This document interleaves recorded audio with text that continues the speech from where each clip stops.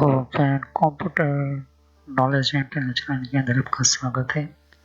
आज हमारा नेटवर्क के कोर्स को हम आगे बढ़ाते हैं।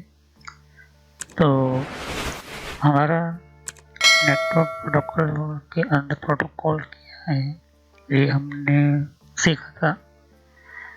फिर प्रोटोकॉल किससे काम करता है, प्रोसेस कौन कौन से है, और टीसीपी यूडीपी के बारे में हम अभी पढ़ रहे हैं। ओके, फिर नेक्स्ट हम पढ़ेंगे नेटवर्क पोर्ट के बारे में, फिर प्रोटोकॉल के बारे में समझेंगे, आईपी एड्रेस वगैरह इंट्रोडक्शन सब कुछ हम समझेंगे। ओके, इन सभी सिस्टम के बारे में। ओके, तो सभी तरह से मैं यहाँ पर इन बारीकी से हम समझेंगे। तो प्रोटोकॉल की वीडियो जाकर देख लीजिए, तभी सभी चीज़ों को समझ में आएगा, वरना आपको पता नहीं चलेगा। फिर मैंने आपको प्रोटोकॉल क्या है, कैसे काम करता है, कम्युनिकेशन क्या करता है, हिस्ट्री में समझे थे कि प्रोटोकॉल की हिस्ट्री कौन कौन सी है, इन सभी के बारे में समझिए, वरना आपको पता नहीं चलेगा। इस वीडियो के अंदर कॉन्सेप्ट मैंने समझा था कि प्रोटोकॉल का कॉन्सेप्ट कैसे है, क्यों ये चीज़ बनानी पड़ी। ओके, प्रोटोकॉल के बहुत सारे इम्पोर्टेंट टाइप्स है, लेकिन में से दो है, एक केस एक और दूसरा होता है बाइनरी। ओके, तो ये भी जाकर देख लीजिए। बेसिक रिक्वायरमेंट क्या होती है ये भी मैंने आपको समझाया था। ओके, डेटा जब हम एक्सचेंज करते हैं तो वो फॉर्मेट में जाता है, और दूसरा होता है एड्रेस फॉर्मेट। इसको ये बहुत ही इम्पोर्टेंट माना गया है। एड्रेस मैपिंग मैंने आपको समझा था, राउटिंग क्या होता है ये भी समझाया था, डिटेक्टिंग ट्रांसमिशन एरर, जब एक कंप्यूटर से दूसरे कंप्यूटर के अंदर या एक डिवाइस से दूसरे डिवाइस के अंदर डेटा जाता है तो वो जो एरर होती है उसका किस तरह से डिटेक्शन करता है, फिर उसका सॉल्यूशन कैसे लिया जाता है, एक्नॉलेजमेंट। ओके, ये समझाया था। तो एक्नॉलेजमेंट किस प्रोटोकॉल में आता है ये आप मुझे कमेंट में बताइए। ओके, तो कौन से इंफॉर्मेशन के अंदर टाइम आउट रेफरेंस होते हैं। तो डायरेक्शन हम डायरेक्शन जब इंफॉर्मेशन फ्लो होती है, मतलब कि कोई भी डायरेक्शन के अंदर इंफॉर्मेशन जाती है तो कैसे वो ट्रांसफर होती है, यूडीपी मैंने बताया था। कॉलिजन मैंने आपको समझाया था, कॉलिजन कैसे होती है। ओके, कॉलिजन के अंदर हमारा डेटा कैसे लॉस्ट होता है, ये डिवाइस मैंने बताया था, उसके अंदर भी कॉलिजन सिस्टम की प्रॉब्लम बताई थी। तो ये जो प्रॉब्लम कैसे आती थी, किस तरह से इसका सॉल्यूशन निकाला गया। ओके, फिर प्रोटोकॉल बस हमारा सेकंड सब्जेक्ट, उसका सीक्वेंस समझाया था मैंने आपको कि प्रोटोकॉल कैसे अपने अंदर से दूसरे सिस्टम्स के अंदर डेटा भेजने का सीक्वेंस कैसे वो सेटअप करता है। फ्लो कंट्रोल समझाया था कि हर डेटा जाता है उसका फ्लो कंट्रोल होता है। ओके, फिर बफर मेमोरी समझाई थी कि अगर एक कंप्यूटर से दूसरे कंप्यूटर के अंदर डेटा हम भेजते हैं तो पहले कनेक्शन बनता है, फिर कनेक्शन बनने के बाद स्टार्ट होता है डेटा का ट्रांसमिशन। ओके, तो डेटा ट्रांसमिशन कैसे होता है, बफर से क्या होता है पर ओके, ये समझाया था। एडवांटेज क्या है और डिसएडवांटेज क्या होता है इनको समझाया था। क्वेरीइंग क्या होती है ये भी मैंने आपको समझाया था। ओके, और ऊपर से मैंने आपको ये भी समझाया था कि टीसीपी यूडीपी प्रोटोकॉल हमारा थर्ड सब्जेक्ट समझाया था। ओके, तो ये भी जाकर देख लीजिए, सभी वीडियो की प्लेलिस्ट में वीडियो मिल जाएगी, नेटवर्क की प्लेलिस्ट के अंदर। टीसीपी क्या है समझ लीजिए। ओके, क्योंकि ये बहुत ही इम्पोर्टेंट है।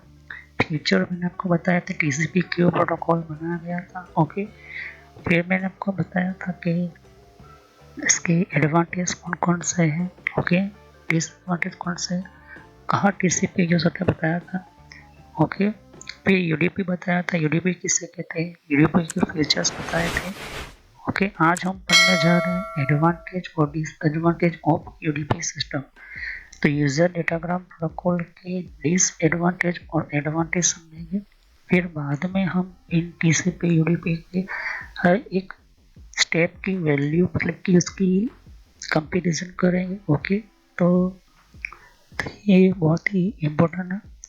तो चलिए हम वीडियो को शुरू करते हैं और समझते हैं एडवांटेज ऑफ यूडीपी सिस्टम कैसे काम करता है, किस तरह से इसके एडवांटेज हमारा बताया था कैसे काम करता है यूडीपी, लेकिन इसके फायदे कौन कौन से, नुकसान कौन से। तो यूडीपी के अंदर कौन से नुकसान है, कौन कौन से फायदे हैं, ये हम दोनों समझेंगे। ओके, तो ये दोनों को समझने के लिए ये जो है ये बहुत ही, तो हमें जो है दोनों को समझने के लिए पहले आपको यूडीपी क्या है ये समझना होगा, टीसीपी क्या है वो समझना होगा। तो वो जो है वीडियो पिछली वीडियो में जाकर देख लीजिए, क्योंकि ये जो है काफ़ी बहुत ही इम्पोर्टेंट है। ओके, तो कहने का मतलब है कि जितने भी हमारे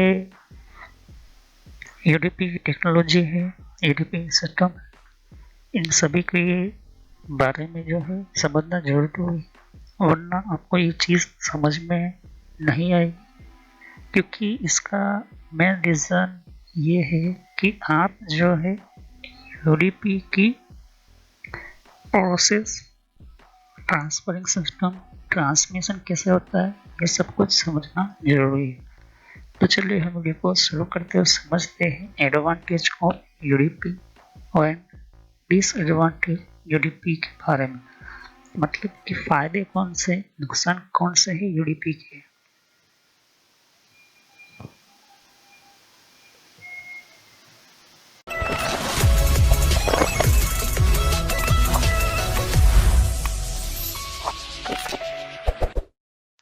तो फ्रेंड्स, वीडियो शुरू करने से पहले मैं मैसेज देना चाहता हूँ कि इस तरह से आपको यूट्यूब में पहले आपके जीमेल से लॉगिन कर लेना है, मोबाइल हो तो मोबाइल से लॉगिन कर लेना है, यूट्यूब ओपन कर लेना है, या यूट्यूब की एप्लीकेशन आप ओपन कर सकते हो।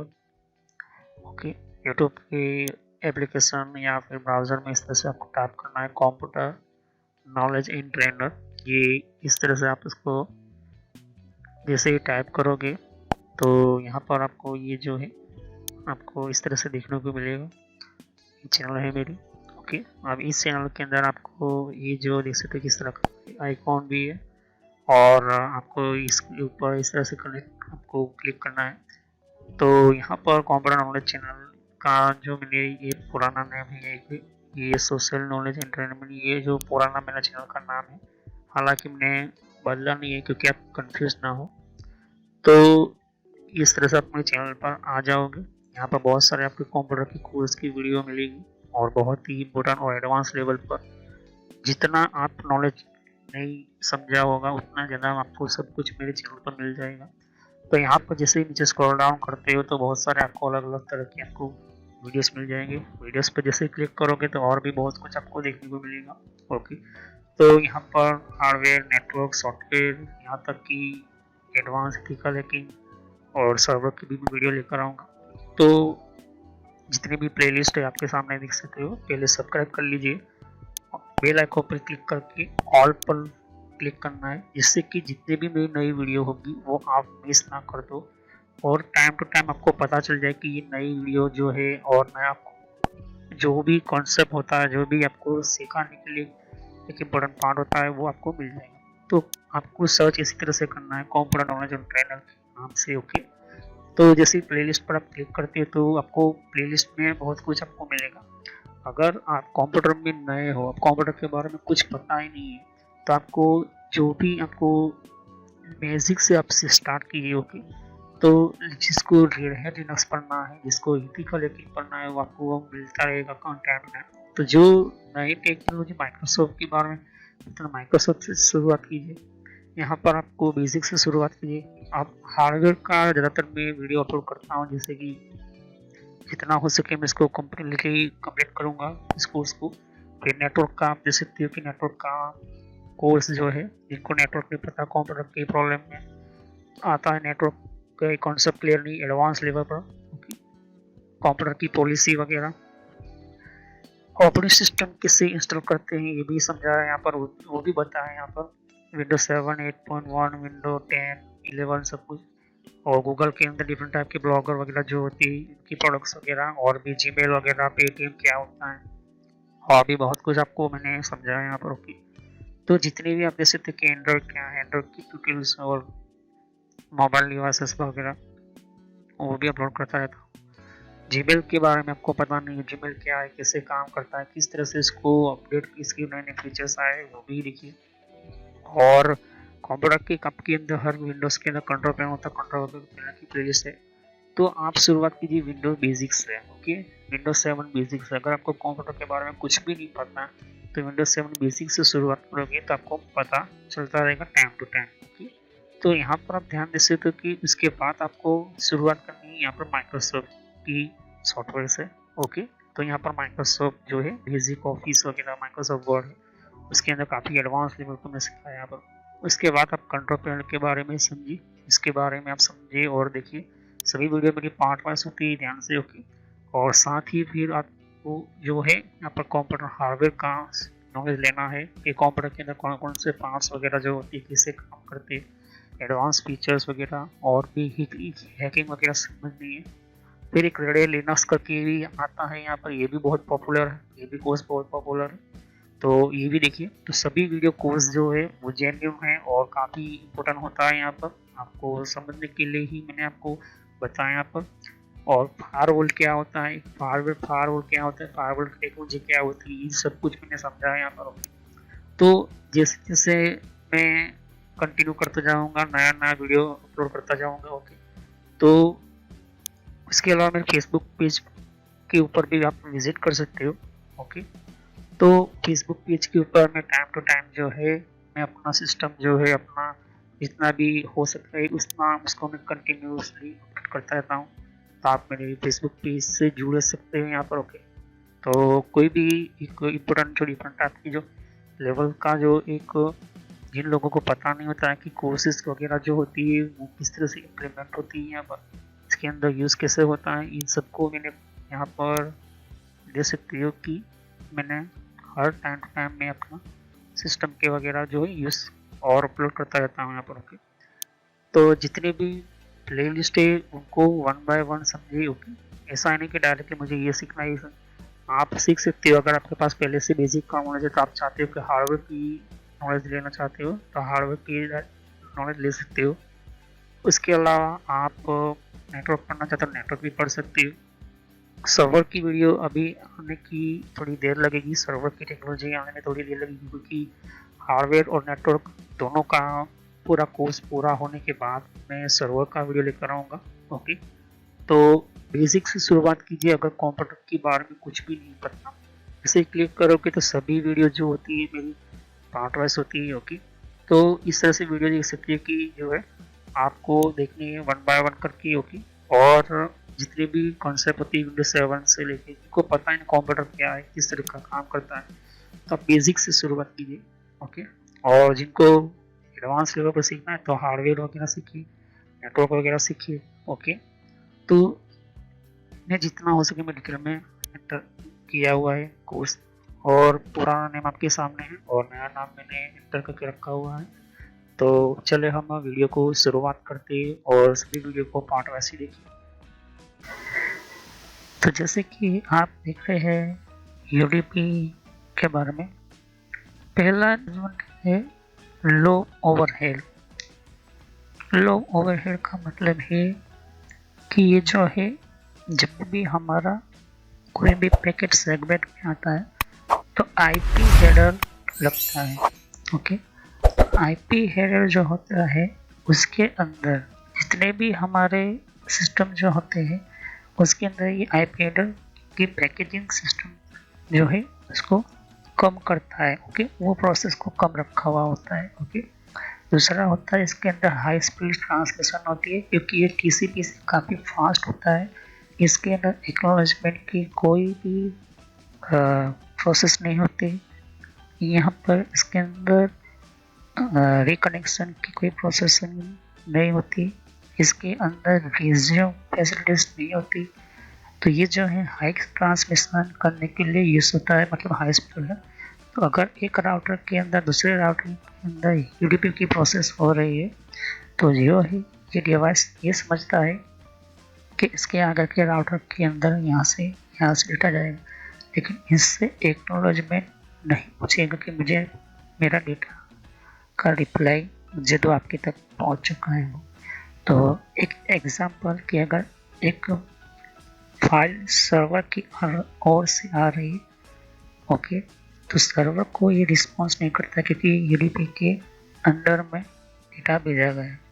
तो ये जो है वन वे कम्युनिकेशन होने के कारण इसकी जो है यूडीपी के अंदर डबल प्रोसेस नहीं होती, उसको ज़्यादा काम नहीं करना पड़ता, उसको ज़्यादा प्रोसेसिंग के लिए बनाया नहीं गया होता इसको। तो इस वजह से हाई स्पीड इसकी ज़्यादा होती है टीसीपी से ज़्यादा। तो हम बात करते हैं यूडीपी का जो डिज़ाइन है, मतलब कि उसका जो प्रोग्रामिंग स्ट्रक्चर है वो काफ़ी सिंपल है। इसका काम एक जगह से दूसरी जगह पर डेटा को ट्रांसफ़र करना है, सेगमेंट बनाना है, सेगमेंट के थ्रू जितना हो सके उसका जो है कम्युनिकेशन काफ़ी बेहतर फास्ट रखना है। तो इस वजह से इसको सिंपल रखा गया टीसीपी के मुकाबले। इस वजह जो है ये हाई स्पीड उसको मिलती है, बल्कि टीसीपी जो होता है वो कॉम्प्लिकेटेड कोड होता है। ओके, तो एडवांटेज और डिसएडवांटेज आप देख सकते हो। तो ये सिंपल रीज़न क्यों है, क्योंकि जब टीसीपी बनाया गया था उसके बाद यूडीपी की प्रोग्रामिंग की गई थी। तो जब यूडीपी इस वजह से बनाया गया था कि टीसीपी की फीचर यूडीपी में ना आए, तो यूडीपी के अंदर इस प्रोग्रामिंग नहीं की गई थी, उसकी जो प्रोसेसिंग उसकी फाइल जो है नहीं बनाई गई थी ओएसआई लेयर के अंदर। तब यहाँ पर इसके अंदर पेलोड की ज़रूरत नहीं। पेलोड का मतलब एक तरह का कोड आता है, ओके, जिसके अंदर 15 या 20 MB का कोड होता है। तो ये जो है इसके अंदर ऐड नहीं किया गया। दूसरा जो है एक्नॉलेजमेंट का कोड इसके अंदर ऐड नहीं किया गया। तीसरा जो है इसके अंदर कोड मतलब कि प्रोग्रामिंग नहीं की गई होगी, तो प्रोग्रामिंग नहीं की गई। तीसरी चीज़ इसके अंदर रिकनेक्ट या रिज्यूम सिस्टम इसके अंदर ऐड नहीं की गई। अगर आपने डेटा भेजा है कंप्यूटर से या फिर कोई भी डिवाइस से, तो वो जो है वो एक बार कनेक्शन बनेगा, फिर वो आपको रिसीव करता रहेगा। लेकिन बीच में अगर आपने स्टॉप कर दिया तो वो जो है रिज्यूमेबल नहीं होगा, ओके, क्योंकि आपने यूडीपी पर काम किया। तो अगर आपको रिज्यूम करना है तो फिर डेटा पूरा लेना है यूडीपी से, तो फिर से नया आपको डाउनलोड करना वो फाइल, ओके। इस वजह से जो है ये वेरी सिंपल डिज़ाइन बनाया गया है। इसके अंदर रिड्यूस नेटवर्क कंजेशन है। कम से कम नेटवर्क के अंदर ये बहुत ही रिलायबल तरीके से जो है डेटा को ज़्यादा से ज़्यादा भेजने की कोशिश करता है। तो ये जो है रिड्यूस करता है कंजेशन को, ओके। तो इसकी जो है एमपी सिस्टम ज़्यादा पावरफुल होती है, suitable for low tolerance application, okay. अब ये हर एप्लीकेशन में यूडीपी जो है वो ऑलमोस्ट यूज होता है, लेकिन ज़्यादातर उन एप्लीकेशन, उन प्रोग्राम्स, उन सॉफ्टवेयर के अंदर यूडीपी काम करता है जहाँ पर हाई स्पीड से डेटा को ट्रांसमिट या रिसीव करना है। तो उस जगह पर ये जो है ये सूट हो जाता है, मतलब इसे सेट हो जाता है, ओके। तो लॉस होता है, मतलब कि उस एप्लीकेशन के लिए काफ़ी बेहतर माना जाता है। एक एग्जाम्पल दूँ, जो भी आप देख रहे हो, एक स्ट्रीमिंग, लाइव स्ट्रीमिंग जो होती है वो यूडीपी के कारण ही होती है। जो आप गेम खेल रहे हो और उसका लाइव स्ट्रीमिंग कर रहे हो, लाइव स्ट्रीमिंग गेम खेलते वक्त फिर आप यूट्यूब के ऊपर लाइव स्ट्रीमिंग कर रहे हो, तो वो भी यूडीपी के कारण, ओके। तो अगर ये यूडीपी प्रोटोकॉल ना हो तो आपकी गेम का जो भी डेटा है वो काफ़ी लेट पहुंचेगा, ओके।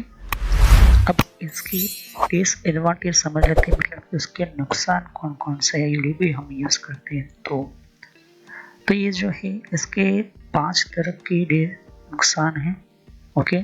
उसका पूरा नाम मैंने आपको कहा था, यूजर डेटाग्राम प्रोटोकॉल, नाम से उसका काम पता चलता है।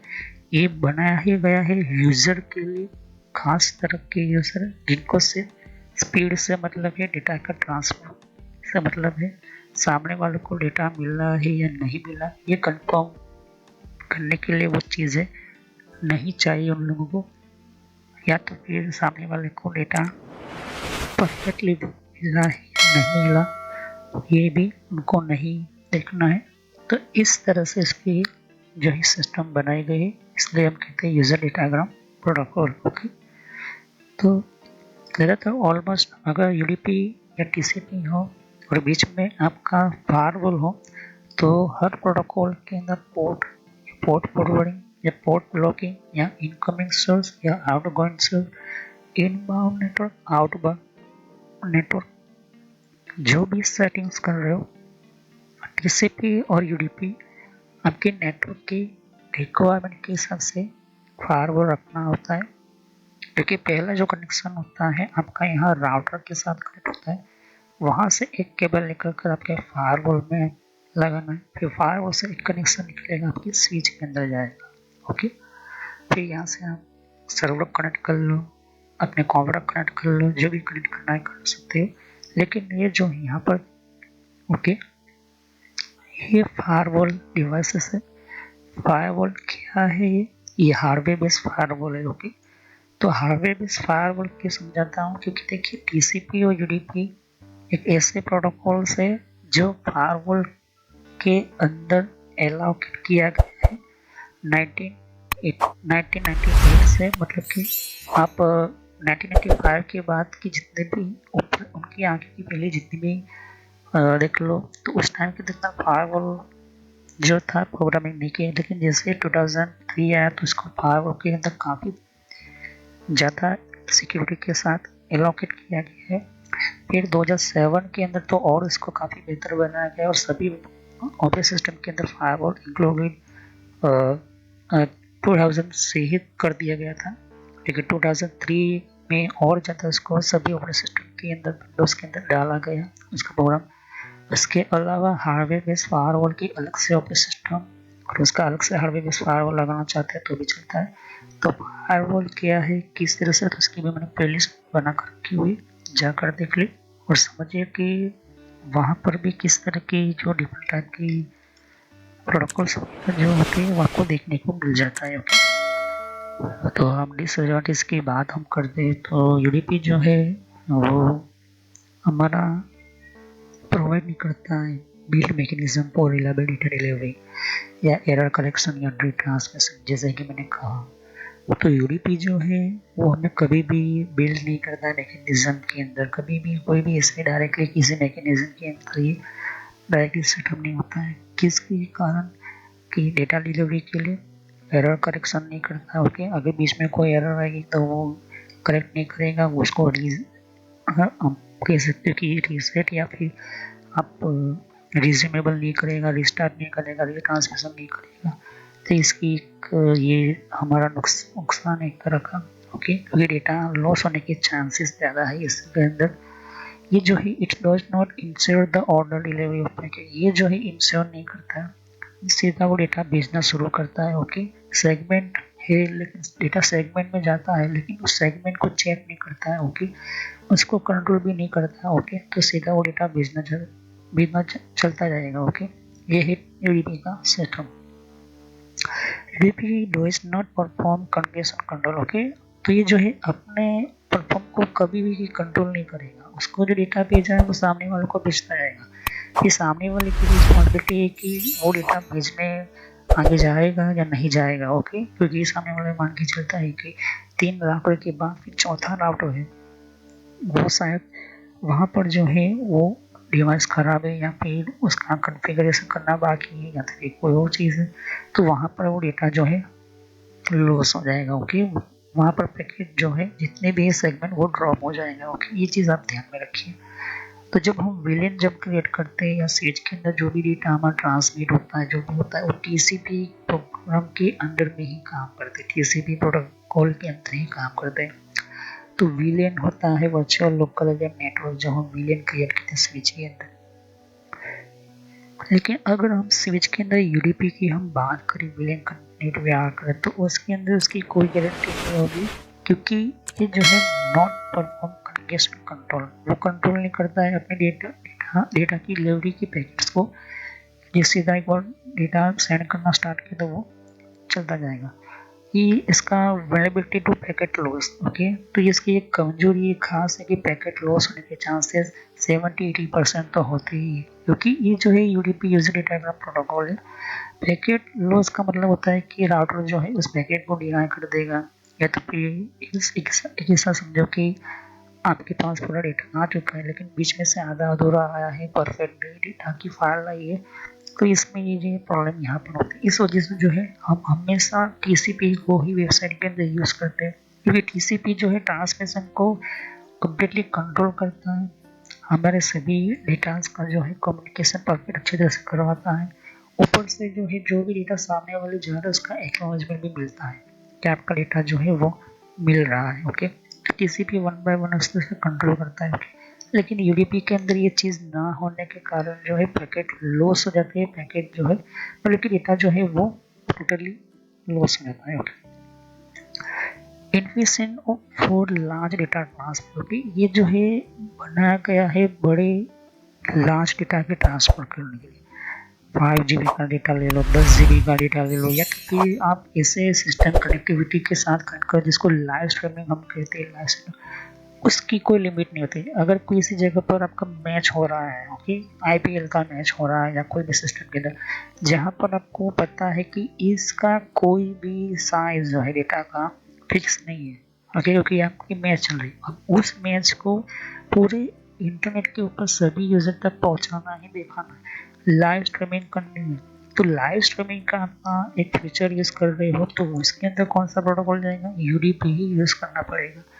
यूडीपी क्यों यूज करना पड़ेगा ये भी आपको समझना चाहता हूँ, क्योंकि यूडीपी की स्पीड ज़्यादा होती है, उसको एक्नॉलेजमेंट देना नहीं पड़ता, उसके अंदर वो प्रोग्राम ही नहीं किया गया, तो इस वजह से जो है यूडीपी हमें यूज करना ही पड़ता है। ये एक तरह की ऐसा समझो कि आप उसके भी दूसरा कोई ऑप्शन है ही नहीं। ओके, तो लाइव ट्रांसमिशन, लाइव आपको स्ट्रीमिंग करनी है, चाहे गेमिंग की हो, चाहे टीवी सीरियल्स की हो, जो भी हो, ये यूडीपी पे ही आता है। ओके, लास्ट है कि unsuitable for application requiring guaranteed delivery. Okay, तो ये जो है एप्लीकेशन अनसुटेबल, जो ऐसे एप्लीकेशन हो तो उसके अंदर गारंटी डिलीवरी जो है वो आपको अनसुटेबल एप्लीकेशन, ऐसी एप्लीकेशन जिसके अंदर ये सूट नहीं हो रहा है तो इसकी गारंटी नहीं होती है। ओके, मतलब कि वो डेटा की डिलीवरी की कोई गारंटी नहीं होती है।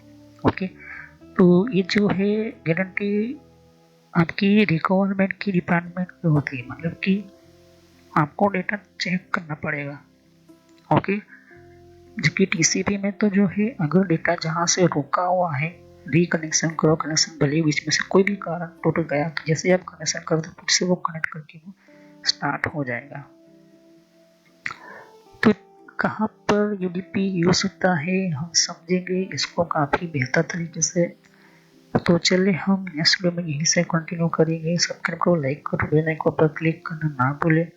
अगर कोई भी क्वेश्चन है तो आप मुझे कमेंट कर सकती हो। तो thanks for watching my video, have nice day, next time I will continue on this topic.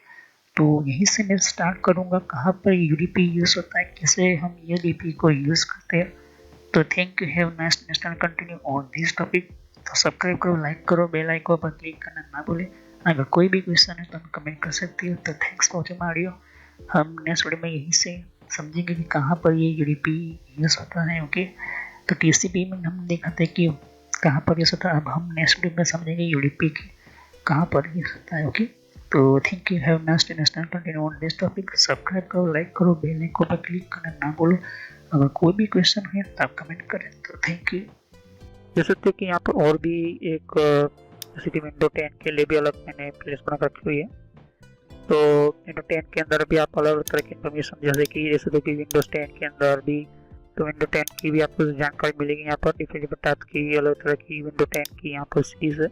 Okay, तो हर विंडो 10 के अंदर कौन कौन सी सेटिंग्स होती है, किस तरह की सेटिंग्स होती है, विंडो 10 के अंदर कौन कौन सी फीचर्स होती है, ये भी रखा हुआ है यहाँ पर। ओके, तो यहाँ पर आपकी विंडो 10 के अलावा कंट्रोल पैनल भी है। कंट्रोल पैनल के अंदर भी आपको जानकारी कंट्रोल पैनल क्या होता है।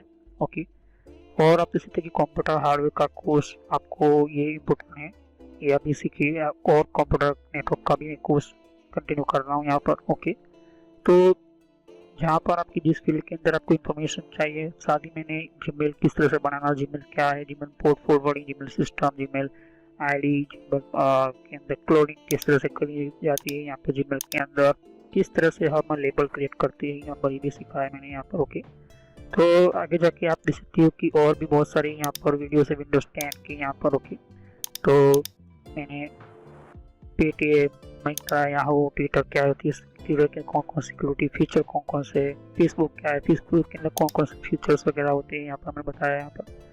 तो यहाँ पर आपको देख सकते हैं कि और भी बहुत सारे आपको बेसिक कंप्यूटर यूजर पर क्लिक करना है, यहाँ पर बेसिक कंप्यूटर नॉलेज के ऊपर, क्योंकि ये बहुत ही इम्पोर्टेंट है। और जब तक अपना आपको कोई कंप्यूटर की नॉलेज नहीं तो आप बेसिक पे ही स्टार्ट कीजिए। ओके, तो ये इम्पोर्टेंट है आपके लिए। और कुछ में फ्रॉड कॉल वगैरह होते हैं, कुछ वेबसाइट, कुछ कमांड के अंदर क्या करना है, कम फायरवॉल किस तरह से यूज़ करना है, ये भी मैं बताया यहाँ पर। तो मैं आगे नेक्स्ट लेवल पर बताऊंगा। ओके, एंड्रॉइड का भी मैंने समझाया, एंड्रॉइड मोबाइल फ़ोन के अंदर क्या होती है किस तरह से। तो वीडियो पर जैसे क्लिक कर तो बहुत सारे आपको वीडियोस मिलेंगे, लेकिन मैं कहूँगा कि आप प्ले लिस्ट में जाकर ही हर तरह के यहाँ पर वीडियोज़ को कंटिन्यू करें। ओके, तो सभी वीडियोज़ की होती है पार्ट वाइज होती है। ओके, तो हर पार्ट के अंदर आपको अलग तरह की नॉलेज मिलेगी। ओके, और कोई भी क्वेश्चन होता है मुझे कर सकते हो। अभी ये जो मेरा नेम है वो पुराना नेम है क्योंकि मैंने रखा हुआ है, लेकिन जो रियल नेम है आपको इस तरह से सर्च करना है यूट्यूब की प्लेलिस्ट के अंदर, आपके मोबाइल के अंदर, और आपके कंप्यूटर के अंदर भी आप यूट्यूब चलाते हो तो इस तरह से आपको कंप्यूटर नॉलेज ट्रेनर यही नाम एंटर करना है। लेकिन मैं पुराना नाम इसलिए रखा हुआ है क्योंकि आपको पता चले कि ये दोनों चैनल एक ही है मेरी। ओके, तो thanks for watching my video. Have nice day. Next time I will continue new topic, मैं नए कंप्यूटर में कंटिन्यू करूँगा। ओके, तो थैंक यू।